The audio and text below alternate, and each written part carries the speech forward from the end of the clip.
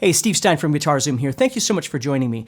Today's lesson is going to be about implementing different arpeggio ideas into your solos. So what we're going to be doing here is we're going to be in the key of E minor, and I'm going to show you a couple of arpeggios that you can add in.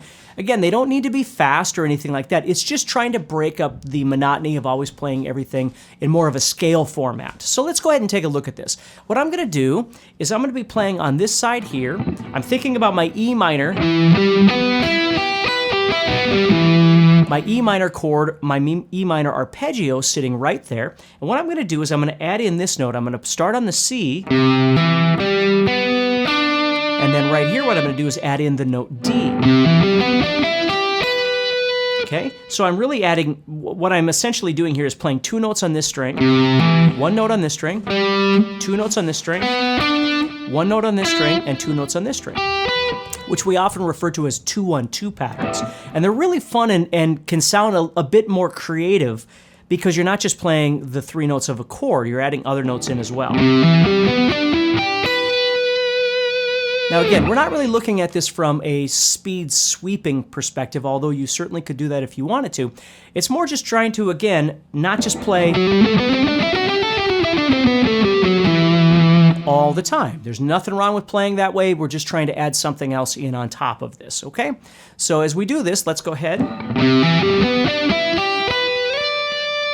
what I'm going to do at that point is I'm going to slide up to this note right here, okay, which is the D, and then what I'm going to do is come down this shape. So I'm going from 10 to 7, to 8,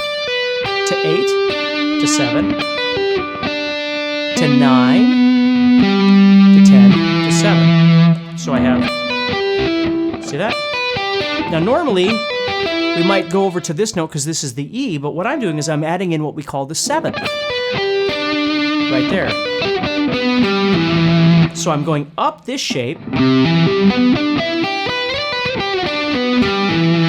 and coming down that shape.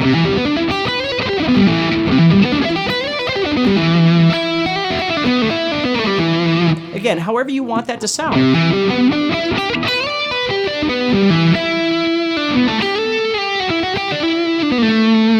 You see? Now you wouldn't have to use both of those together either. You might just come up this one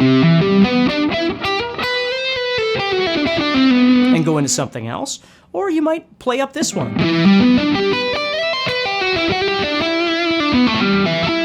into something else as well. So you can play them either direction. It doesn't make any difference. The point is that they're just a little bit unique and they sound a little bit more interesting.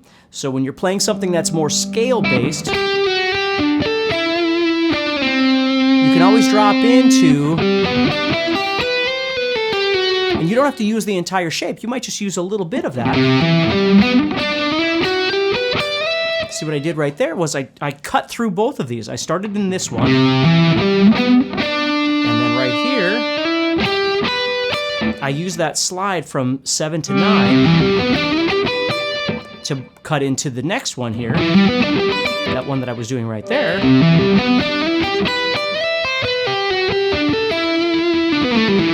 And then figure out where I want to go from there, okay? So these ideas would work in E minor, in G major, anything relative like that. And again, you just have to explore them and figure out what it is that you'd like to do with them. So if this is something you're interested in, I actually have a guitar course called Guitar Solos where we talk about all sorts of different things like this, and you can find that over at guitar-zoom.com. if you're interested. And also, if you get a chance, go ahead and subscribe to the channel, like and share the video, and comment if you have anything that you want to say that might be beneficial to anybody else that's watching this. So take care, stay positive, and I'll talk to you soon.